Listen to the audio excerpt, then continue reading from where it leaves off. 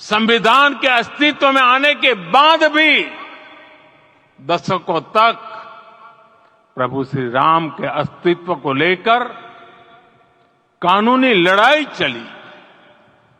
मैं आभार व्यक्त करूंगा भारत की न्यायपालिका का, जिसने न्याय की लाज रख ली।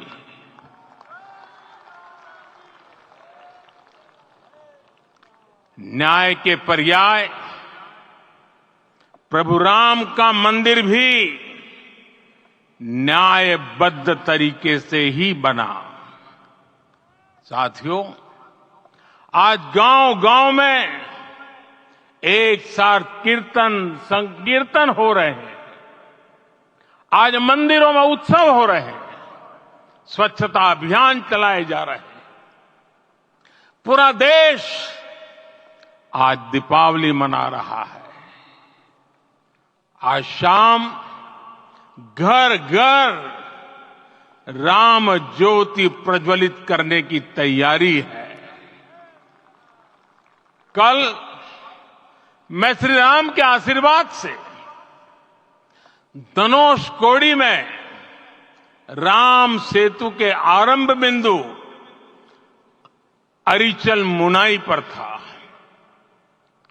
जिस घड़ी प्रभु राम समुद्र पार करने निकले थे, वो एक पल था जिसने काल चक्र को बदला था।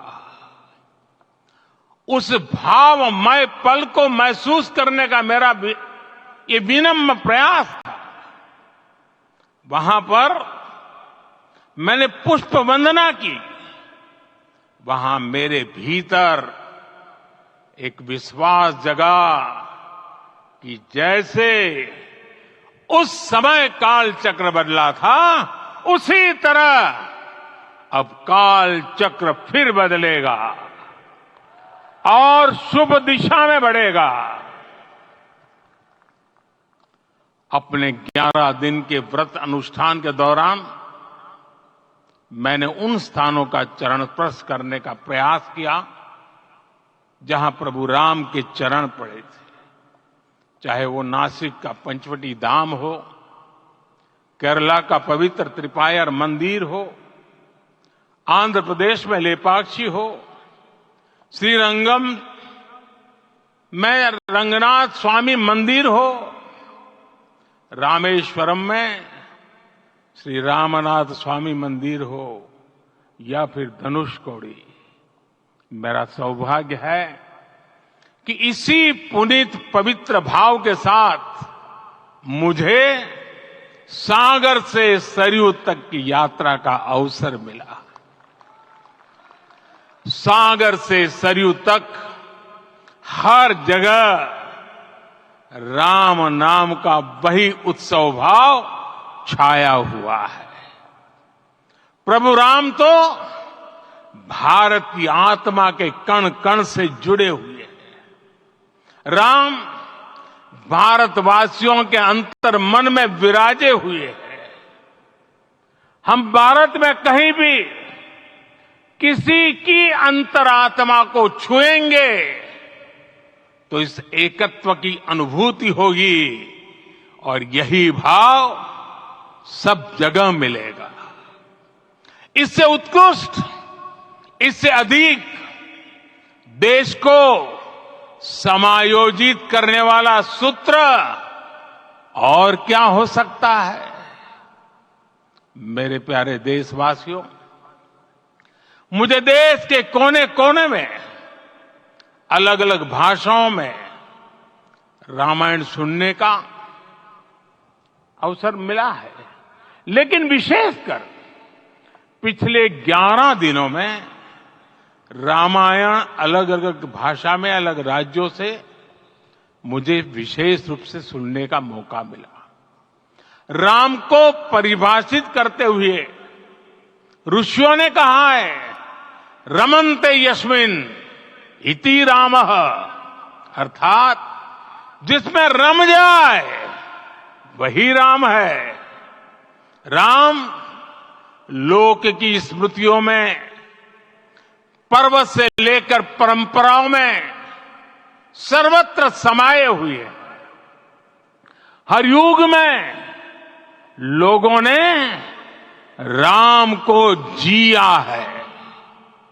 हर युग में लोगों ने अपने अपने शब्दों में अपनी अपनी तरह से राम को अभिव्यक्त किया है और ये राम रस जीवन प्रवाह की तरह निरंतर बहता रहता है। प्राचीन काल से भारत के हर कोने के लोग राम रस का आचमन करते रहे हैं। राम कथा असीम है और रामायण भी अनंत है। राम के आदर्श, राम के मूल्य, राम की शिक्षाएं सब जगह एक समान है। प्रिय देशवासियों, आज इस ऐतिहासिक समय में देश उन व्यक्तित्वों को भी याद कर रहा है जिनके कार्य और समर्पण की वजह से आज हम ये शुभ दिन देख रहे हैं। राम के इस काम में कितने ही लोगों ने त्याग और तपस्या की पराकाष्ठा करके दिखाई है। उन अनगिनत राम भक्तों के, उन अनगिनत कार सेवकों के और उन अनगिनत संत महात्माओं के हम सब ऋणी हैं। साथियों, आज का ये अवसर उत्सवता का क्षण तो है ही, लेकिन इसके साथ ही यह क्षण भारतीय समाज की परिपक्वता के बोध का भी क्षण है। हमारे लिए ये अवसर सिर्फ विजय का नहीं, विनय का भी है। दुनिया का इतिहास साक्षी है कि कई राष्ट्र अपने ही इतिहास में उलझ जाते हैं। ऐसे देशों ने जब भी अपने इतिहास की उलझी हुई गांठों को खोलने का प्रयास किया, उन्हें सफलता पाने में बहुत कठिनाई आई, बल्कि कई बार तो पहले से ज्यादा मुश्किल परिस्थितियां बन गई।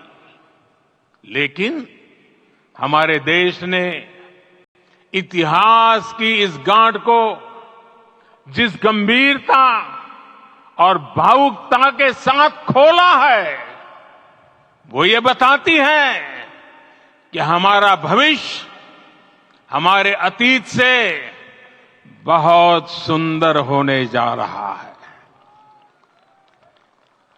वो भी एक समय था जब कुछ लोग कहते थे कि राम मंदिर बना तो आग लग जाएगी।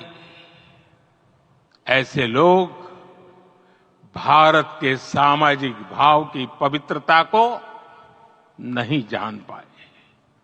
रामलला के इस मंदिर का निर्माण भारतीय समाज के शांति, धैर्य, आपसी सद्भाव और समन्वय का भी प्रतीक है। हम देख रहे हैं ये निर्माण किसी आग को नहीं बल्कि ऊर्जा को जन्म दे रहा है। राम मंदिर समाज के हर वर्ग को एक उज्जवल भविष्य के पथ पर बढ़ने की प्रेरणा लेकर आया है। मैं आज उन लोगों से आह्वान करूंगा, आइए आप महसूस कीजिए, अपनी सोच पर पुनर्विचार कीजिए। राम आग नहीं है, राम ऊर्जा है। राम विवाद नहीं, राम समाधान है। राम सिर्फ हमारे नहीं है, राम तो सबके हैं। राम वर्तमान नहीं, सिर्फ वर्तमान ही नहीं, राम अनंत काल है। साथियों, आज जिस तरह राम मंदिर प्राण प्रतिष्ठा के इस आयोजन से पूरा विश्व जुड़ा हुआ है, उसमें राम की सर्वव्यापकता के दर्शन हो रहे हैं। जैसा उत्सव भारत में है, वैसा ही अनेक देशों में है। आज अयोध्या का यह उत्सव रामायण की उन वैश्विक परंपराओं का भी उत्सव बना है। रामलला की ये प्रतिष्ठा वसुधैव कुटुंबकम के विचार की भी प्रतिष्ठा है। साथियों, आज अयोध्या में केवल श्री राम के विग्रह रूप की प्राण प्रतिष्ठा नहीं हुई है, ये श्री राम के रूप में साक्षात भारतीय संस्कृति के प्रति अटूट विश्वास की भी प्राण प्रतिष्ठा है। ये साक्षात मानवीय मूल्यों और सर्वोच्च आदर्शों की भी प्राण प्रतिष्ठा है। इन मूल्यों की, इन आदर्शों की आवश्यकता आज संपूर्ण विश्व को है।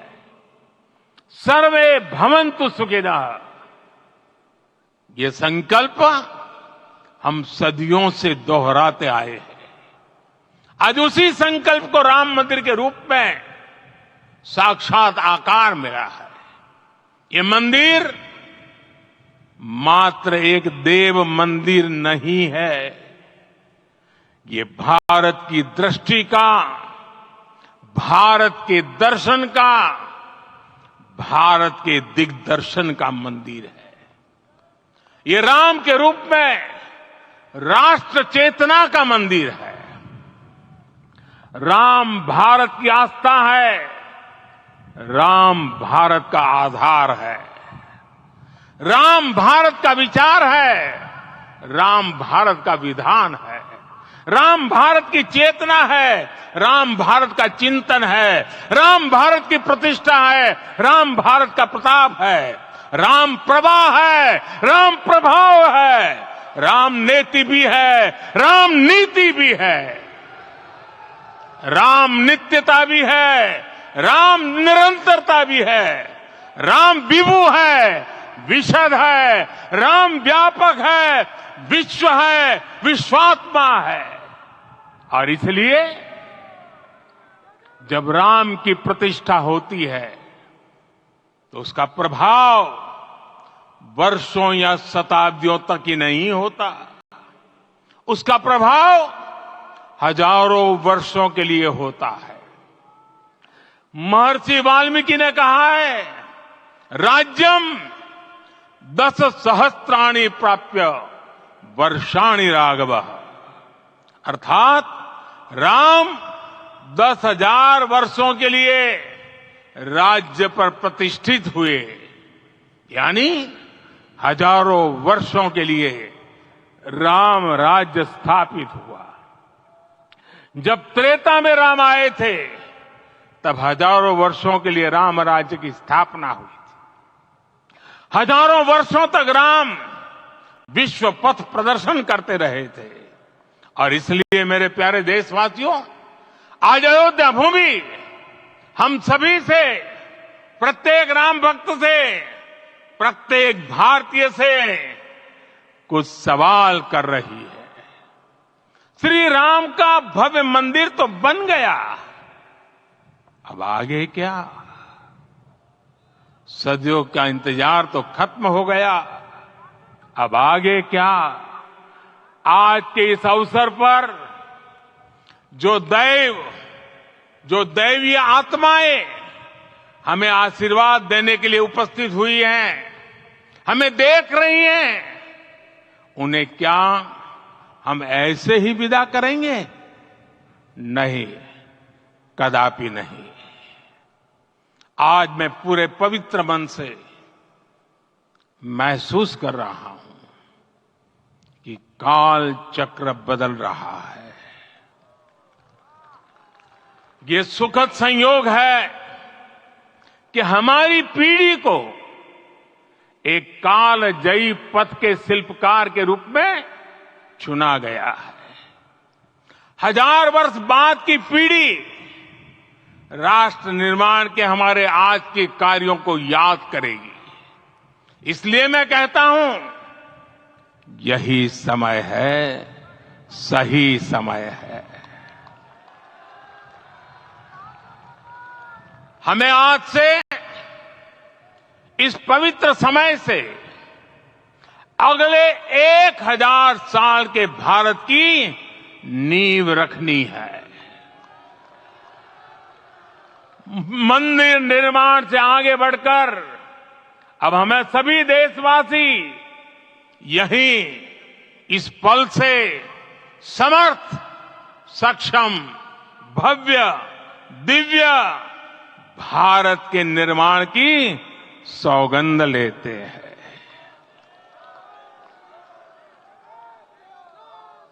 राम के विचार मानस के साथ ही जनमानस में भी हो, यही राष्ट्र निर्माण की सीढ़ी है। साथियों, आज के युग की मांग है कि हमें अपने अंतःकरण को विस्तार देना होगा। हमारी चेतना का विस्तार देव से देश तक, राम से राष्ट्र तक होना चाहिए। हनुमान जी की भक्ति, हनुमान जी की सेवा, हनुमान जी का समर्पण, ये ऐसे गुण हैं जिन्हें हमें बाहर नहीं खोजना पड़ता। प्रत्येक भारतीय में भक्ति, सेवा और समर्पण के भाव समर्थ, सक्षम, भव्य, दिव्य भारत का आधार बनेंगे। और यही तो है देव से देश और राम से राष्ट्र की चेतना का विस्तार। दूर सुदूर जंगल में, कुटिया में जीवन गुजारने वाली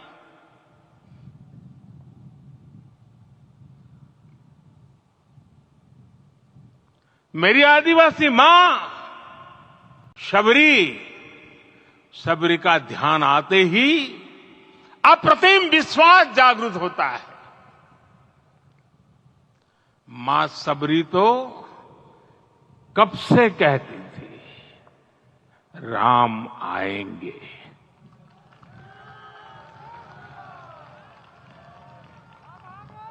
प्रत्येक भारतीय में जन्मा यही विश्वास समर्थ, सक्षम, भव्य भारत का आधार बनेगा। और यही तो है देव से देश और राम से राष्ट्र की चेतना का विस्तार। हम सब जानते हैं कि निषाद राज की मित्रता सभी बंधनों से परे है। निषाद राज का राम के प्रति सम्मोहन, प्रभु राम का निषाद राज के लिए अपनापन कितना मौलिक है। सब अपने हैं, सभी समान है। प्रत्येक भारतीय में अपनत्व की, बंधुत्व की ये भावना समर्थ, सक्षम, भव्य, दिव्य भारत का आधार बनेगी। और यही तो है देव से देश और राम से राष्ट्र की चेतना का विस्तार।